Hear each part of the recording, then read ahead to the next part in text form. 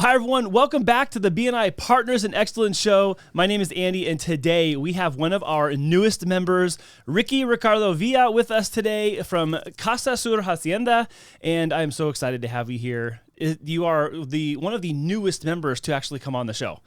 Thank you. I'm so excited to be here at the podcast, be part of the BNI family, be part of our chapter, Partners in Excellence, and I'm looking forward to share this experience with everyone. Something I want people to know, like right away, is the same day that we were going to do to induct you to the chapter, we were having like a little mini visitors day, and I think you had like 8 visitors registered that day. And one couple I talked to, they came from Escondido or Encinitas. Was it? No, it's one of those east cities. Escondido. Yeah, Escondido. They came all the way down from Escondido just to support you being inducted and to see what the chapter's all about. And that was impressive. You've got some pull, man. Thank you. Yeah, and actually today I went to the training, and that's one of the things that is very important to have visitors. So I'm gonna make sure that starting January, we are going to have at least 3 or 4 visitors every week. So that's my commitment. Hold me accountable, okay? Oh, wow, 3 to 4 a week.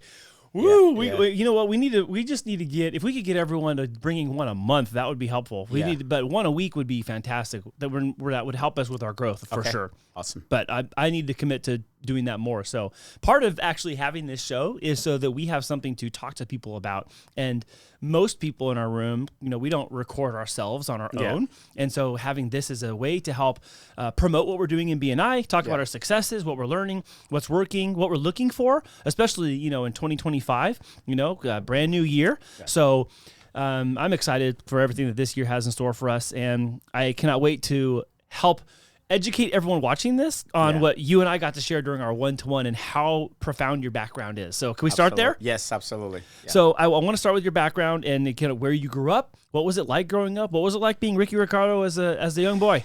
Yeah, so I grew up in Mexico City. 3 brothers, 6 sisters, close to Iztapalapa. So for those of you counting, that's 1 of 10. Yeah. So, well, 1 out of 9. 1 of 9, sorry. Yeah. So I grew up in Iztapalapa, where the Ángeles Azules, like, the group that sings like Si tú te vas. So anyway, I had my bachelor's degree in mass media arts, and it was great. I mean, I work, one of the jobs that I did there, it was as a journalist. I work for El Consejo Nacional para la Cultura y las Artes, which is the government institution that covers all the cultural elements. Cultural arts, yeah. Yeah, so my regular week was to be in Palacio de Bellas Artes, Casa Frida Kahlo, Diego Rivera, in all the Broadway shows in Avenida de los Insurgentes. That's so cool. Museums. Oh my God, I used to go to ballet, I live in New York City too, but so for people that are more Americans, like it's like you go to the New York City Ballet Theater every weekend. Like the professionals of the professionals. Yeah. And at that point, I didn't, I took everything for granted because I didn't know anything else. So I was just like, oh yeah, let's be here, let's be there. And I worked for radio too, for Radio Educación. Mm-hmm. So I used to be part of the production team. I work for el periódico El Reforma as well. So I did some documentaries in TV, film. So I have been doing like everything here and there. In short, he'll know if this is good or not. Yeah. Yeah, no, actually, when I was in my 20s, I went to a psychologist, and I asked him like, hey, it's normal that I'm like trying different things. And he's like, yeah, this is like, there are people like you, like they are curious. Learning is like a journey, and they have cycles. So they are not committed to one thing. It's just like an exploration. Yeah. So what was it like growing up? So you grew up in Mexico City. Yeah, Mexico City. Yeah. What are some of your fondest memories of that? Wow, so many memories. I mean, when I was... You have a lot of siblings. That's stands out right away. Yeah. So when I was a kid, my brother Arturo put us in a racket club. So we used to go like the weekends to play tennis, swim, play squash, ping pong, do aerobics, weight training. So I was at the club like Saturday and Sundays, all the whole day. But also, being out and about, with friends. So I was always this kind of kid, like always, outdoors. Yeah. Active. It sounds like very active. Yeah. And you're still active now. We'll come back. We'll come to that part because you still have a lot in your, let's say, professional and hobby pedigree that has this common denominator of like being active like all the time. Yeah. I don't know if I told you that I have 3 master's degrees in education: bilingual, general, and special education, childhood education. And I remember when we were studying like childhood, like we need to like do a narrative about our childhood, and singing songs in Spanish. So, as adult, I am realizing like all the rich culture that we have, like all the songs, the traditions, and being raised as Catholic, like all this tradition of like, Christmas, Dia de los Reyes, when the 3 kings, they went to honor baby Jesus, El Dia de la Candelaria, Dia de los Muertos, Dia de la Virgen de Guadalupe, and like all the songs that we used to like sing as a kid. So when you are learning a second language, the best thing to do is just be a kid and just sing. Like don't even read, like just like memorize songs, and then it will come to your system, So I was very blessed to have like a family that all my siblings, they are older than me, 6 out of them. So it was always like having a mentor for everything, for everything. So, yeah.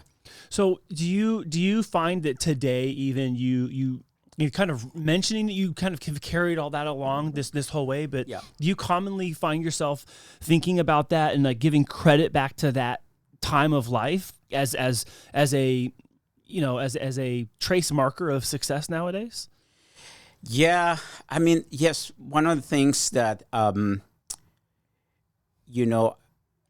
it drove my career and my success was to always be with people with leadership, people that has something to share, people that they are making decisions at a point of abundance and generosity, no scarcity and greed, being greedy. So, my mom used to say like where 8 people eat, like 10 people can eat. Like my grandma used to say that as well. So, my dad was always like inviting all his friends to the house. My mom too. My mom used to be a curandera. So that makes a lot of sense. Yeah. So people, they used to go there to heal their kids and people that they have some sickness. And at that point, it was no very like natural to go to the hospital. It was just like they used to go with curanderos, sobaderos, and So the hospitality trait is definitely coming from both sides. Of mom and dad. Yeah, absolutely. So, I if you see my brother Arturo, he's the oldest, and then myself, that I'm kind of one of the youngest. Like he grew up like trying to figure out everything by himself because he was no one else. My dad was working. So Howard Gardner, American psychologist, said like we have 7 intelligence, and so one of them is the interpersonal, and the other is intrapersonal. So people that they learn by watching YouTube videos, by having a tutorial, like by experimental approach by themselves. That was my brother, and myself was like interpersonal. Like learning by socializing and talking to other people. Yeah. Yeah, so one of the things that was really impressive to me when we did our initial one-to-one was the variety of background that you have in all these different things you've tried. And you mentioned at the beginning of the show, you went and asked, "Is this normal for someone to be interested in this many things?" But it's interesting because you've tried so many things. Now, on the surface, without knowing any better, some people, incorrectly, I would say, would probably jump to the conclusion that, oh, it just fail. Oh, didn't work here. Try something else. He can't sit still, things like that. But what I noticed from spending time with you is that you've blended all of these things that are educational, that are artistic and creative, that are business rooted, or that are these, like, let's say, familial traits or cultural traits. Yeah. And you like smash them all together in Casa Hacienda. Yes. And so, I tried to say it fast and I said it a little messed up. I'll get that way better in the new year. So it was obvious to me that there was a lot more at play than the idea of, oh, I want to have an event center where people can come and have retreats and they can have a gathering and they can have a party or what. It was very obvious to me that there's a lot more going on. So when you mentioned the variety and all these things, like, I'm not surprised at all. Yeah. So two things that I want to piggyback of what you said. One is that how people perceive the perception of people who are jumping from career to career. So when I was interviewed at Rockefeller Center to be a financial advisor for Prudential, that was one of the concerns from one of the managers to say, like, you have been like jumping from industry to industry, so that may be perceived as you are unstable. And what I told them is like, and this is true, like I have always moved out of one industry to another industry in my peak. Not because as a sign of failure, but just as a sign of like, hey, there is this opportunity, and I was in my 20s, in my 30s, in my like early 40s, so I didn't have the fear of.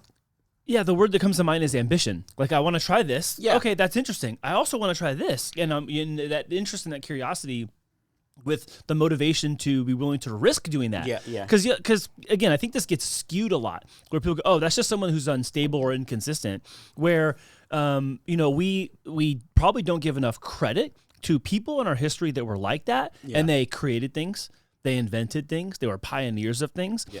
But they're crazy, or they're artistic, or they're all over the map. Yeah. You typically say that about somebody who eventually goes and does something that you're like, no one's ever thought of, or they blend something together that you wouldn't have ever thought yourself to think that they come together, and they do. So yeah.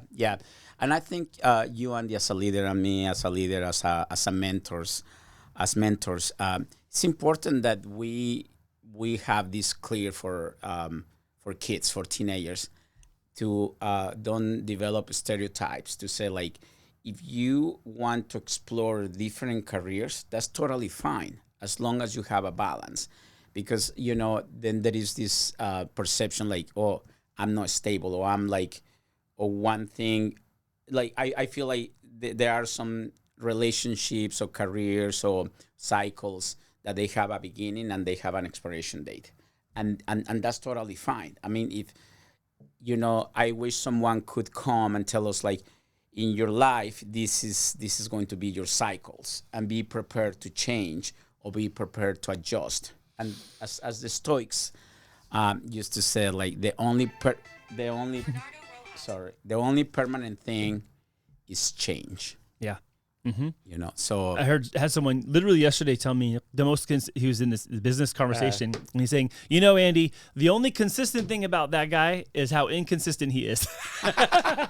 and I could relate that a little bit, because I've had seasons where I was just inconsistent too, because nothing was consistent for me in my personal life or my professional life, and I was changing, getting in out of one thing and trying to get into the next.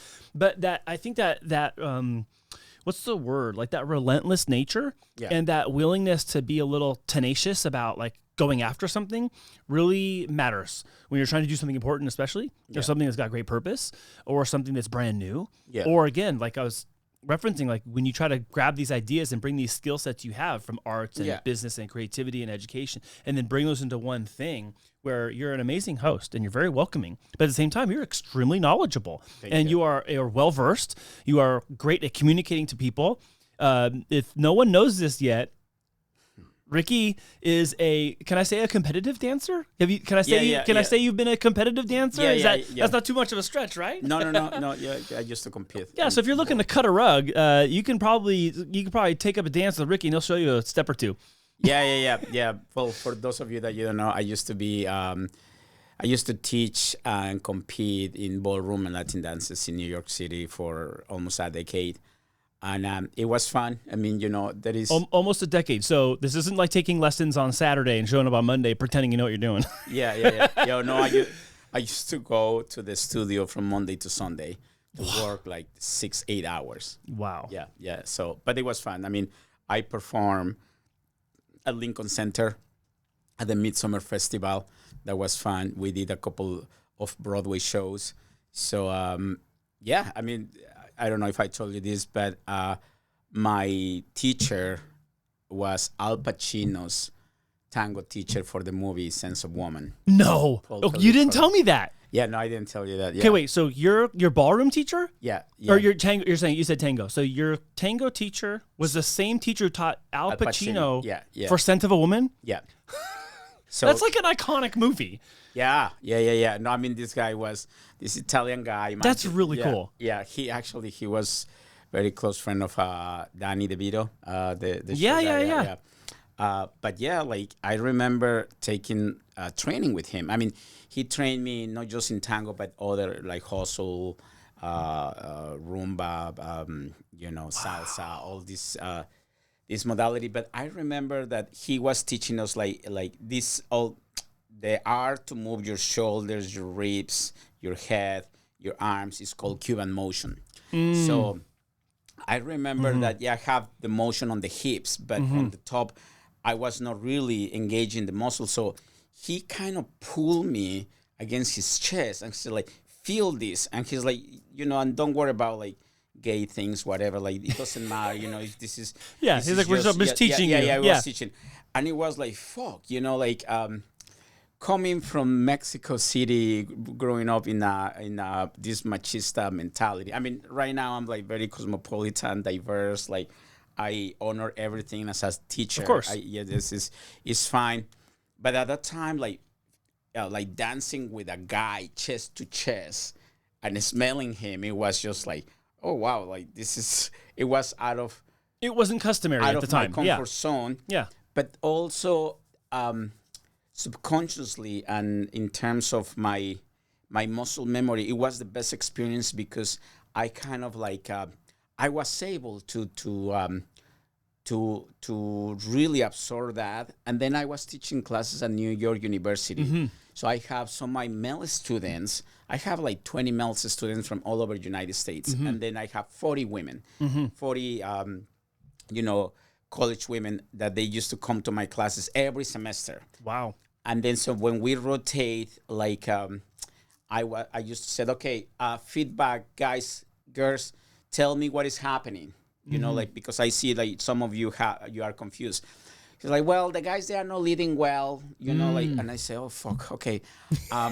So then you going to teach these guys? Yeah, so then I stop being a leader and I turn around and I start to rotate with the girls.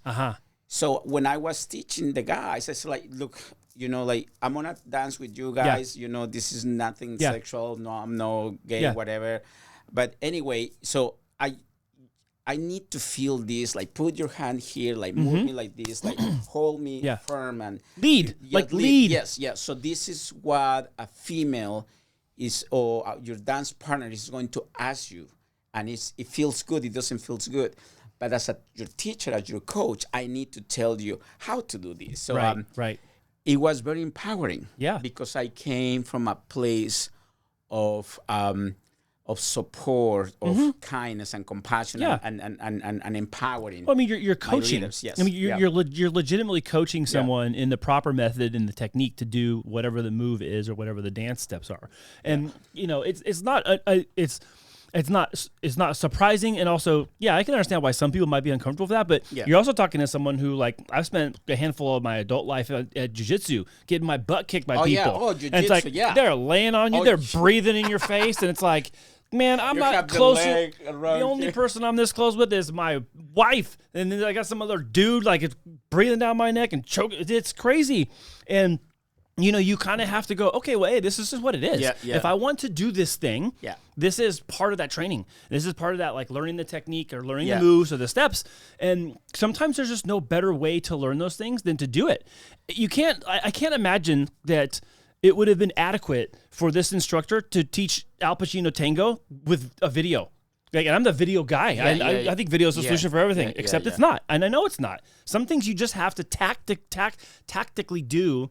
Or is that the word? What's the word? Yeah, I guess tactically. You have to do a touch, like kinesthetically. You have to do by touch and feel, and you have to experience it. Otherwise, it's not good enough. It's not the full thing. Yeah.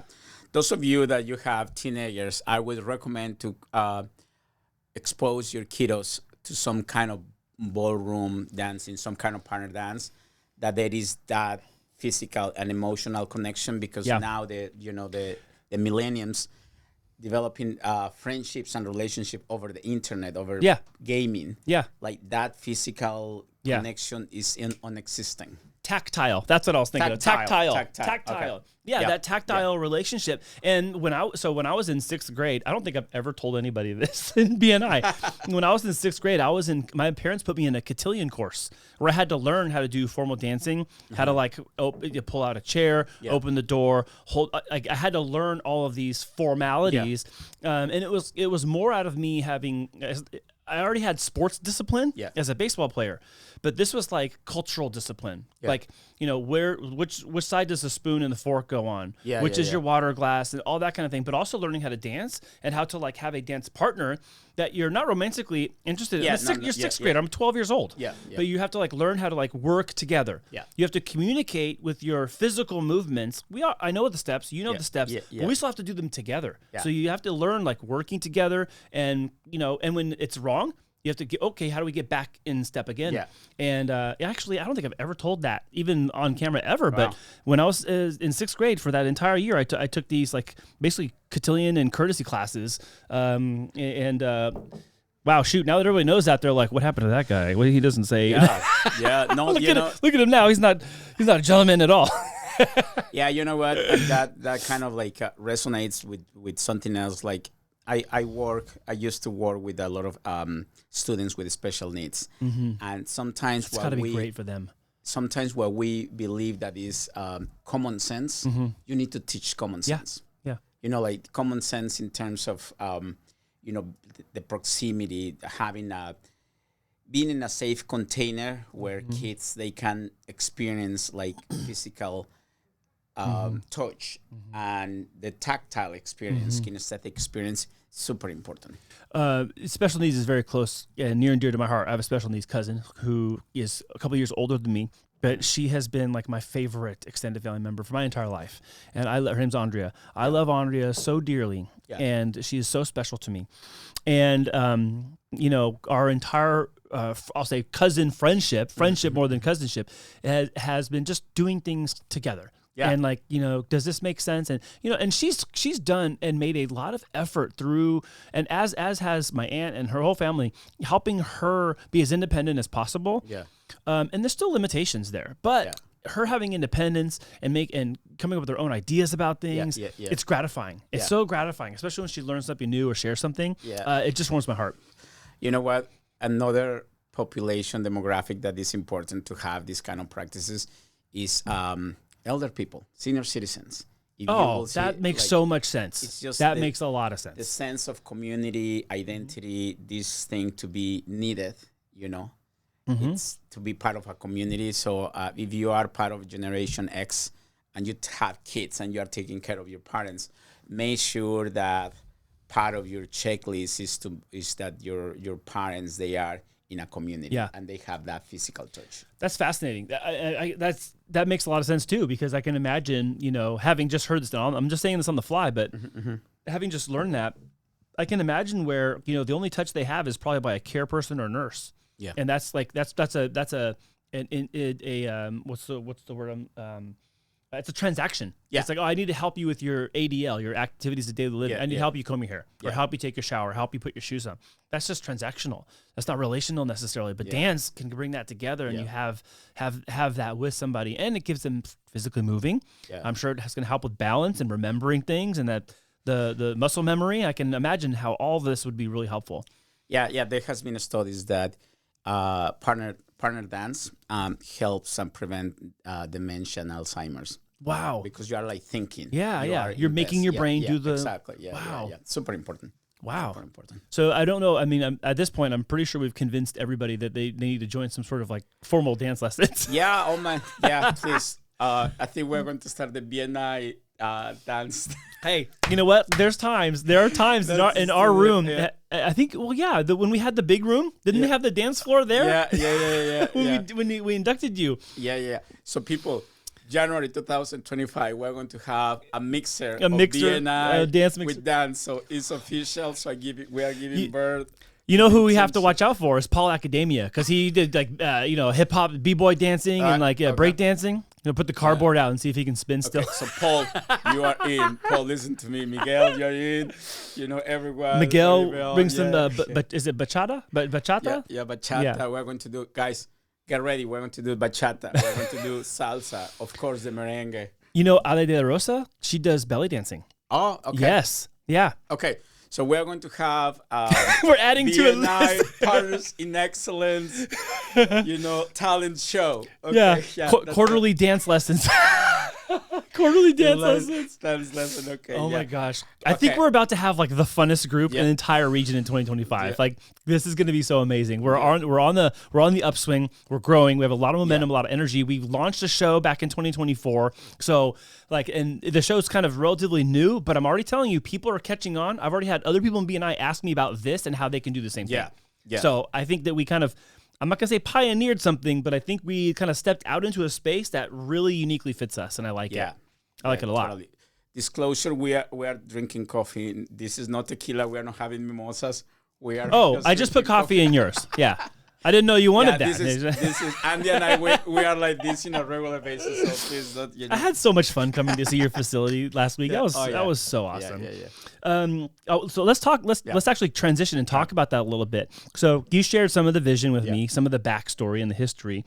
For everyone who doesn't know about Casa sur Hacienda, let's talk about that. Let's talk about how did it start. I don't want to give it away. I don't want to give any. I don't want to have any spoiler alerts. So tell us, what were you looking for? What did you find, and now what have you made it? Yeah, so I was living in New York City for 20 years, and the community in New York City is the most diverse community in all over the planet, and especially in Astoria, Queens. You go there and you have all the cuisines, Mediterranean, Latin food, American food, all kind of food. But I was dating a Russian woman, and she introduced me to intentional communities that they were born in Finland, in Europe.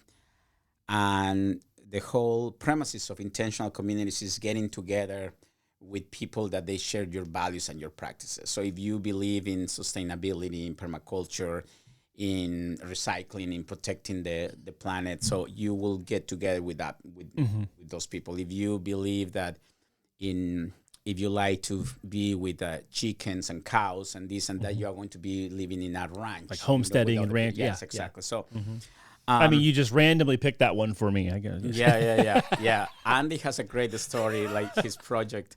We will talk about that. Like, where will be Andy Farm? Yeah, Cruise Ranch. That's right. Ranch. That's right. So anyway, I wanted to start an intentional community and eco-village. So the places were either Costa Rica, Mexico, south of Italy, or San Diego. Wait, hold on. I didn't hear that part the other day when we talked. We just jumped to like you got here. Yeah. You had Italy on your list and Costa Rica. Yeah. And you still chose San Diego. Yeah. Not that it's lesser than, but like you have like a major, U.S. metropolitan, San Diego, and like Costa Rica and Italy.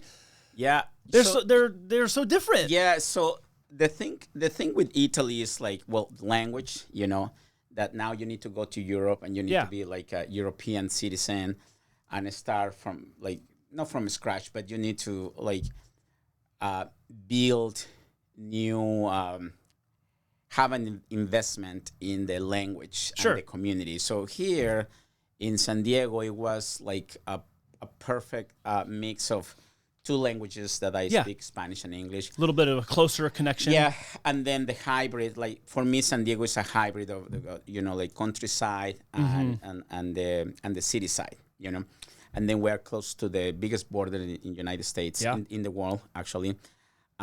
So you know what we could do? We could blend the Italian siesta with the San Diego chill vibe. We could have afternoon naps in San Diego. Anybody else in? You in? Afternoon nap, and then we could have dinner at 9 p.m. Yeah. Right? And then wine and dinner and dancing till 2 in the morning. And we just it. start again the next day. That's it. Okay. That's our new hybrid business, our new hybrid San Diego cultural plan, Ricky and Andy style.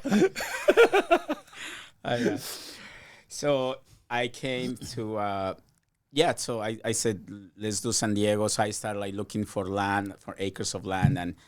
And there were some opportunities, but for one or another reasons, it didn't work. And I ended like finding this place in Chula Vista where I have Casa Hacienda, that after a year, because all the properties that I was making a bet, it was someone else offering $50,000, $100,000 more. Just people were still outbidding each other and all that. So I was just like, I need to jump on it.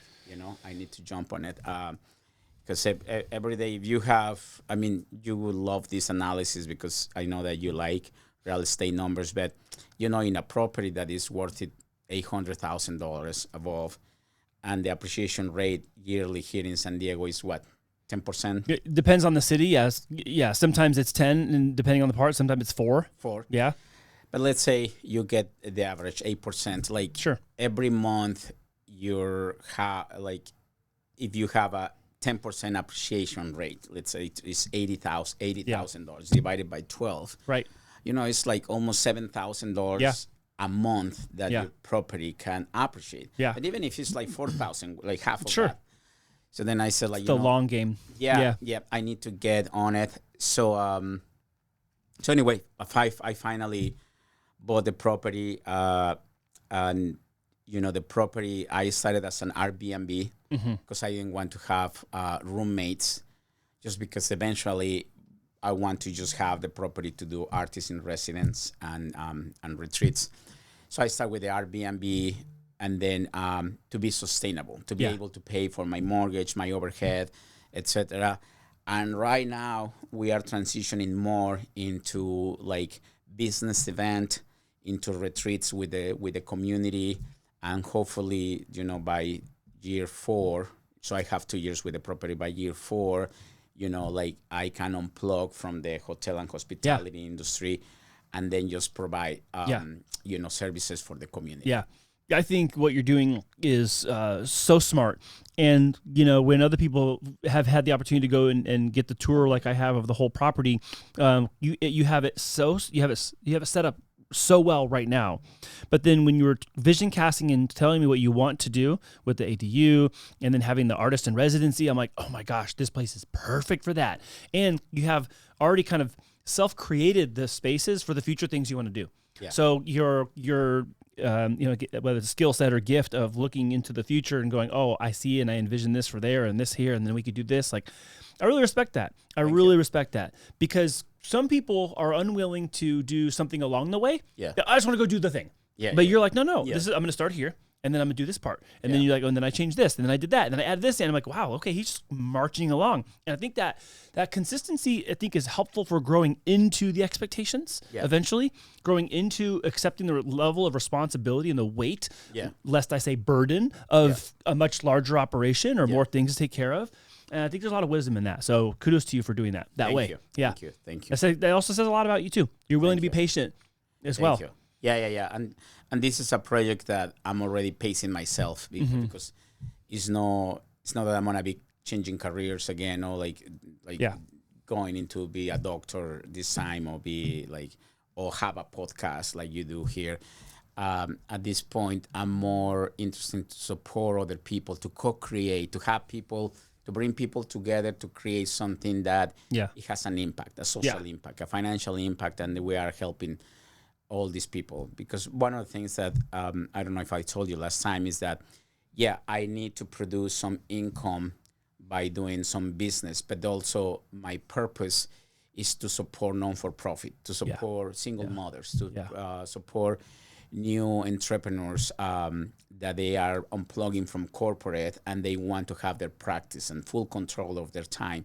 So sometimes what I do is like I sponsor 100% these people, these organizations, and then they have an open house, they have a workshop, they have a training, and that is that it really hits my heart, and then it's really, it feels great. That's awesome. I think it's so important. I think to have a vision. Of course, that seems very obvious, but have a vision, but then also execute on that. I think for so many people, they have been. They've experienced where maybe they execute on things that are visionless. Oh wow, I've just been like wasting my time and I've gone nowhere, just like a duck. Well, the feet going really fast underwater, but I'm not really going anywhere fast, or just a lot of vision with no action behind it. And sometimes it's hard to put those things together and like actually do something with great purpose. I feel, I don't know, I would like your opinion about this. So I think we have like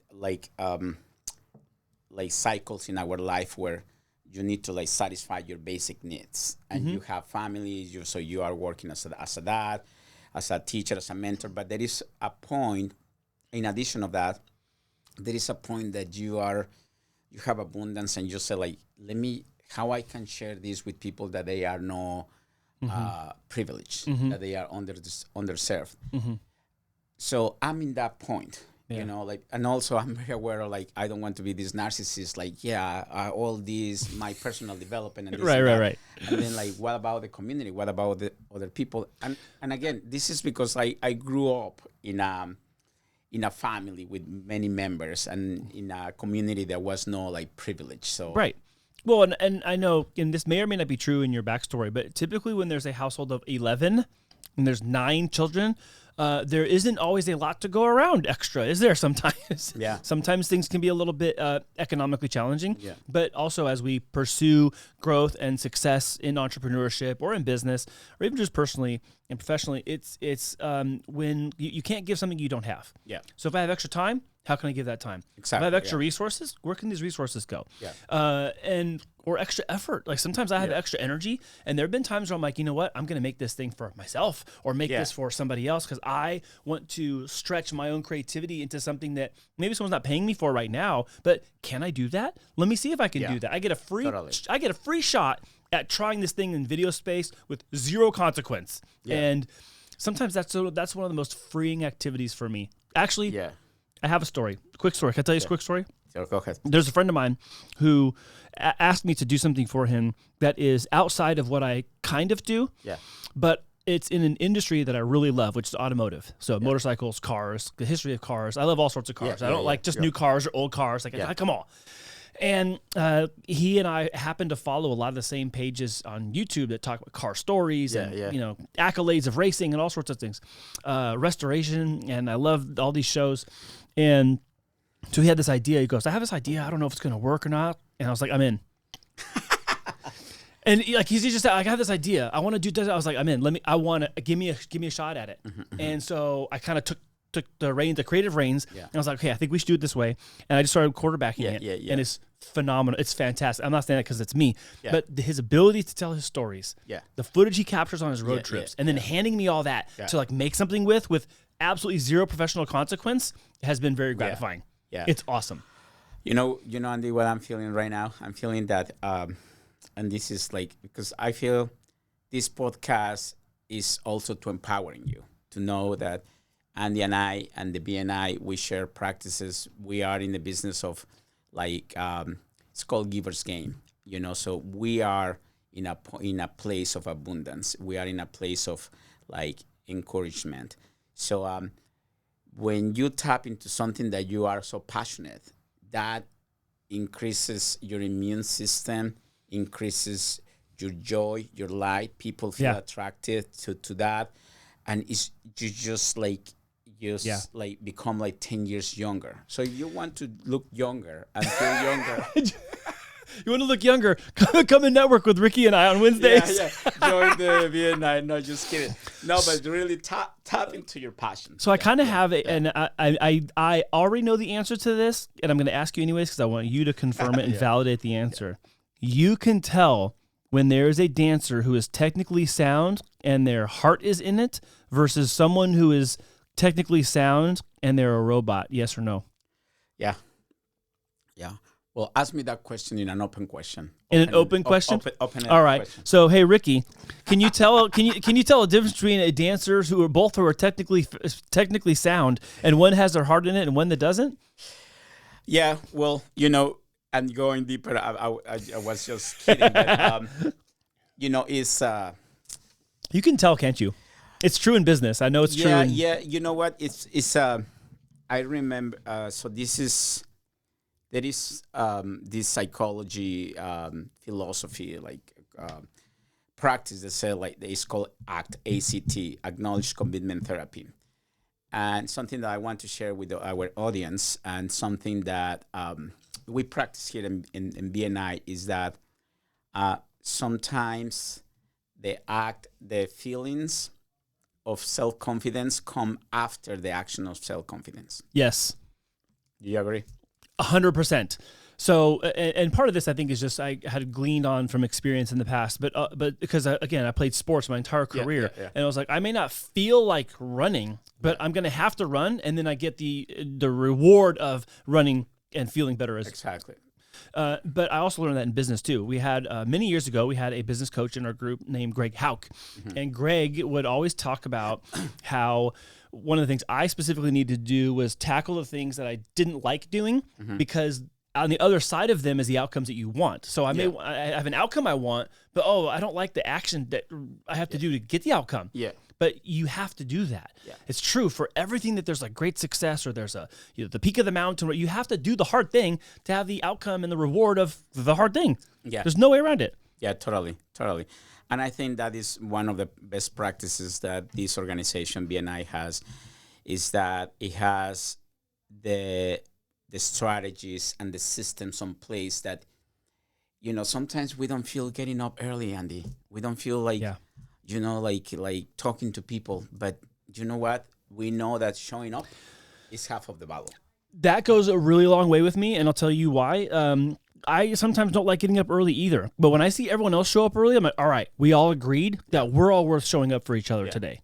I love that. It's so redeeming and it's so rewarding because it would say something different if attendance was optional. Oh, maybe he'll show up. Maybe he won't. How am I demonstrating my commitment to you if I can just choose to attend when I want or not? Yeah, there is this book by Miguel Ruiz called The Four Agreements.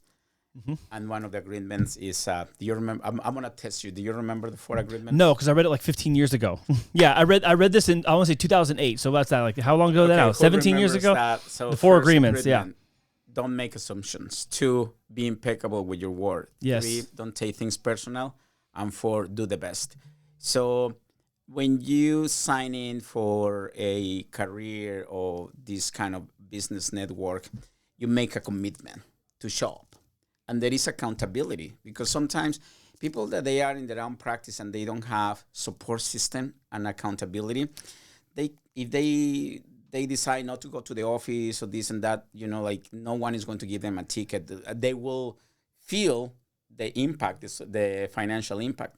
But here, this is one of the things that I like about this group and the organization. Like everyone, you feel the support, you feel the accountability, and also the systems they are on place for you to like really be on like even if you don't feel on your peak, that by showing up you are building that trust. It takes time to develop that. I think the accountability is a big part, and it is helpful to me on the personal level.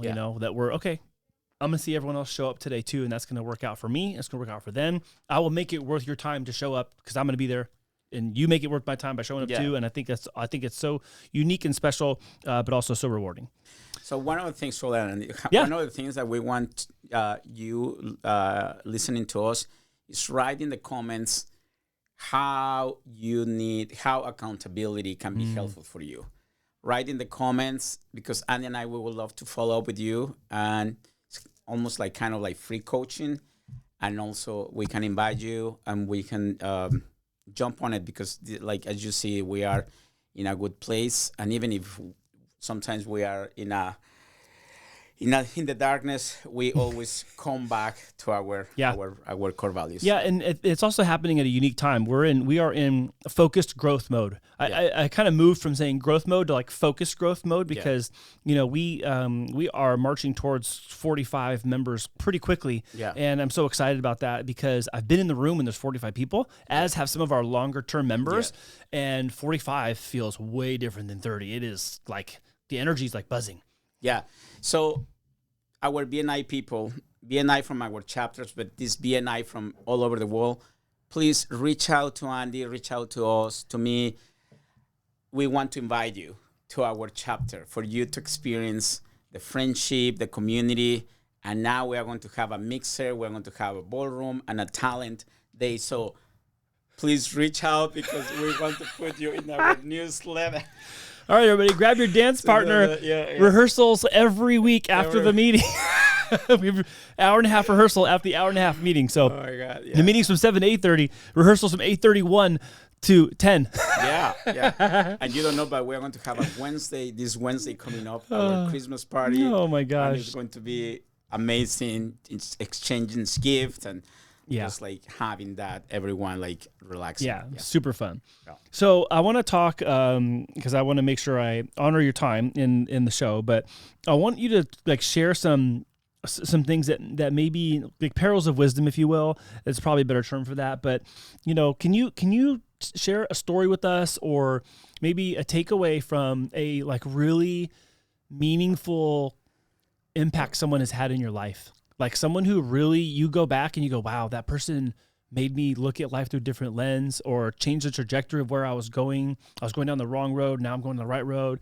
Is there something that sticks out like that to you? Like a profound moment? Yeah. I mean, are there numerous ones? Well, you know what? This is kind of weird, but so I have been married twice. I didn't tell you this, but I have been married twice, and my first wife, she was from New York City. Actually, her name was Grace. So Grace was the one that took me from Arizona to New York City. And like in retrospect, I fucked up that marriage, because like when she took me to New York City, I was like teaching, competing, being in shows. So she really wanted to have like a husband, like a star. Like know that I was like a Broadway star, but I was like very focused on my career. Mm-hmm. So, but she was an alpha woman, like a mover and shaker, go-getter, and I really, in retrospective, like everything that I shared with her was amazing, because like she has this leadership. She was always looking for places that we could go for vacations. And wow. And now that I'm single again, I'm like, oh my God, if I, now I'm going to be her. Like as soon as I find someone that is ready to travel, to, engage, like have that emotional connection, physical connection. So I'm going to like jump on it. So that was, a crucial moment, a meaningful moment. Yeah. So what would you tell someone who, is maybe, looking to do their best in 2025, and they're starting the new year, and they are looking to grow their networking, but they're hesitating to come and visit? What would you tell somebody? Yeah, well, number one, so support systems. Who are your support system? One thing is your friends, your family, but also people that complements your ability. If you are so there is this book, the book, and the myth that talks about that every person in business has three personalities: the manager, the artist, and the entrepreneur. So if you are an artist, you are good at what you do. Like it's good to have someone that is good in management, and someone that can take your idea to the next level, like by twisting a little bit things, So support system, having an organization like, like Meetup, Chamber of Commerce, BNI. Personally, not because I'm here in BNI, but I think like BNI is the motherhood. Like BNI is networking with corporate America, practices, best practices, and then also community. And if you don't believe, just come and visit our chapter. We meet every Wednesday at 7 o'clock in Bonita, in the golf course of Bonita. Other thing is just like, just to honor yourself, like having a balance, like, in the morning, have gratitude, write about, what you are grateful, having like a physical, like practice, yoga, swimming, biking, walking, eating healthy, because if you don't have a balance, how many friends do we have that they are like kicking ass financially, but they are like depressed, or dying inside. Or they are overweight, or they have like some disease, or vice versa. I have so many friends in OB that they are artists, they are amazing, but they are like starving artists, like they have no good financial. So I saw this, I wish I could remember where I saw this. I was reading this excerpt, and I was talking about how your attitude for the day is set within your first 8 minutes of waking up. And whether you're going to be grumpy and grouchy and complaining all day, or if you're going to come from a position of gratitude and thankfulness. And it was interesting when you just said right now, like you wake up in the morning and be grateful and have gratitude first. Yeah. That was the first thing you said. Now, I don't know if that was intentional, or that's just maybe that's just built into you now. That's just part of your routine. But then the next thing you said was taking care of yourself, doing something physically to get yourself engaged, to be present, but to also care for yourself and your body. And I think those two things I don't know if it's just culturally in America or not. It could be other places, but I think we overlook those things a lot. We just think, well, I'm not grateful until I have the outcome I want, or I'm successful. It's like rest can wait. I'll sleep when I'm dead, or the hustle and grind culture and all. And I think that hand has been overplayed a lot. Yeah. And I also think that if we start from a place of gratitude and ourselves being ready for the day, we'll probably actually impact more people better. Yeah. And we'll probably actually get to the things we want to have sooner. Yeah. Totally.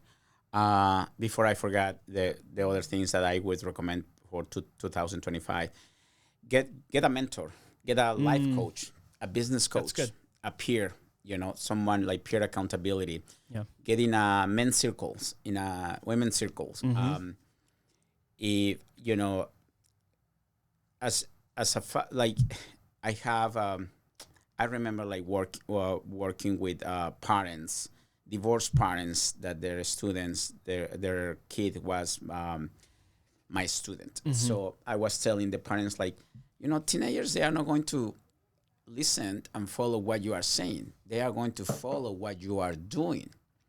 Yep. So if you are not taking care of your body, they are going to say, well, my mom doesn't take care. Like they learn from the parents. Yeah. So if the parent is not doing exercise, if the parent is not like eating healthy, if the parents is not like, let's say like the parents, they are divorced and they are dating, and they say like, well, I don't want to expose my kid to this or that, like I'm dating. And I say like, that is the wrong thing. I mean, I'm not telling like bring all your boyfriends, but just share with them, because if someone breaks your heart, at least you can share with your kid how you are overcoming that, and they are not immune to that. So by you sharing your experiences, you create the environment and the container where your teenager can come and say, hey, Andy, that fuck, this happened to you, to me, and then I thought about you because you told me this that happened to you before you met my mom or whatever, and then you're like, it's I told you that, like it's good to share, your darkness and always your light with a positive outcome. I heard this saying. It says, "What walks in fathers runs in sons." Okay. And it does speak to like kind of the generational passing down of habits, but it's like the immediate behavior impact you have by being watched. When you were talking about, don't expect your kids to exercise if you don't, I was like, man, did my wife text this guy before he came in today? She's been trying to get me outside for months, Ricky. I've been going through this has nothing to do with anything else, but I think I'm being real lazy these days. I need to get back out and start running again. And for some reason, I keep blaming my shoulder. My shoulder hurts. My shoulder has nothing to do with me getting out and get my ass outside and run. Come on, Andy, let's go. It's a mystery. We need to ask Andy what has to do the shoulder with the leg, guys. You know what's going to happen now? Mickey Mouse business here. We're going to go from BNI meeting to dance rehearsal right after that. And then since we're at the golf course, I'm going to have to put my shoes on and just go run around the entire golf course on Wednesday now. Thanks a lot. Great. Okay. Now I said it publicly. Awesome. I'm going to have to edit this out of the show. No, I can't. Yeah. It'll stay in. I want to hurdle us kind of towards the couple of final thoughts, but I have like two questions I want to ask you. Yeah. One is, it's more of a prompt. It's not a question. It is, imagine, if you will, you're in front of an audience of 100,000 people, and I hand you a microphone. I say, Ricky, you get to say thank you and express your gratitude to somebody. Who would you thank, and what would you tell them? I would thank my brother Arturo, because while my dad was working, and my mom was like taking care of all my brothers and sisters, like he was like a father for me. So he helped me to be a good student, to be like healthy, to exercise, to eat. So this is like the first person, and then my mom, and then my dad. Yeah. That's awesome. It's interesting getting that question or that feedback from people, because there's such a wide variety of answers. I love it. I'm not surprised. You mentioned Arturo a couple times already. And I was wondering if that was going to come up, and I'm not surprised that it did. Business-wise, I think also Armando Gaona, which is his family used to own the Big Boss company. I went blank, as I think it's kind of like the Cristobal. It's like the greyhound of the United States. And he was a millionaire in Mexico City. Well, he's still alive. And I met him in one of the workshops about riding, like how you become like a better rider. Really? And he was there. He was a millionaire, and he was like taking that course. Wow. And then we met. So I was always like, like participating and everything. And then one day he's like, you know what? Like, I would like to invite you for lunch and talk to you, because I need a personal assistant, blah, blah, blah. So then I went, and then I ended being his personal assistant. We opened a show business company, and we were like working with people from Televisa. Those of you that you are from Mexico, like, Televisa. So yeah, he was a great mentor, like business wise. He helped me to get my first apartment in Mexico City. So I'm very grateful that played a couple of integral parts there. Yeah. Wow, he was my mentor. He was I was his prodigy. I was his apprentice, and I learned a lot. I guess I'm not surprised by someone who has had, let's say, millionaire status, who continues to learn. Yeah, that seems to be more of the norm than the exception, doesn't it? Yeah. And then also, Andy, like something that I'm like putting like as an intention is that I really, like, right now I'm still in the phase of like growing and creating the systems to create financial independence and financial abundance. But I feel in my heart like I will be very shortly in a place that I can have apprentice and mentor people and say, like, you know what? Oh yeah, just I see that. Come and live here for 2-3 months. Yep. We are going to, and we talk about this, like, guys, I'm like working with Andy to see if we can have like a retreat or 1 week art and residency where people, they can come to Casa Sur, live there for 1 week or 1 month, and walk away with a podcast, with marketing material, with content, like come for a full immersion. Yeah. It's like language. Yep. But this is going to be full business immersion. Yeah. Immersion. Yeah. So I feel in my heart that that is part of my life purpose, to sponsor people to pass that gift. Yeah. And because I think like, I don't know if you believe this. I can totally see that. But I think the reason why we're still alive is because in this 3D, Aruna, this is for you.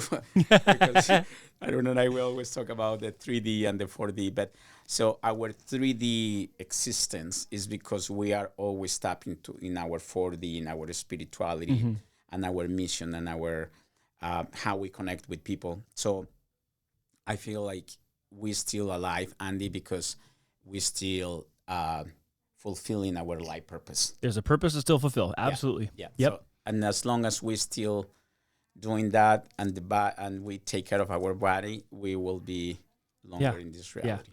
Yeah. That's fantastic.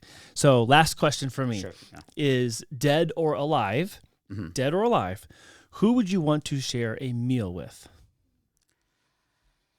You could pick any person from history, anyone who's still alive now. Who would you want to share a meal with? Well, I so many people comes to my mind. Like one, it will be like Steven Spielberg.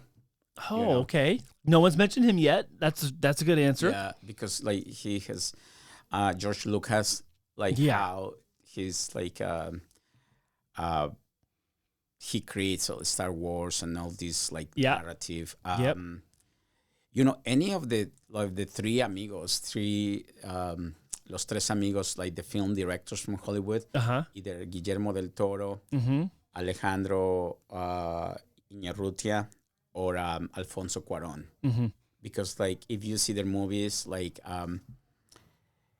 and these guys, they are from Mexico City too, so they are one generation older than my generation of filmmaking. So I didn't pursue film as a career, but I would love to have breakfast or lunch with them, because just to see like, hey, mentor me. I would love to go into that. I love that you mentioned visionary creators, people who orchestrate all of these things to come together to give this a beautiful picture and story that comes out.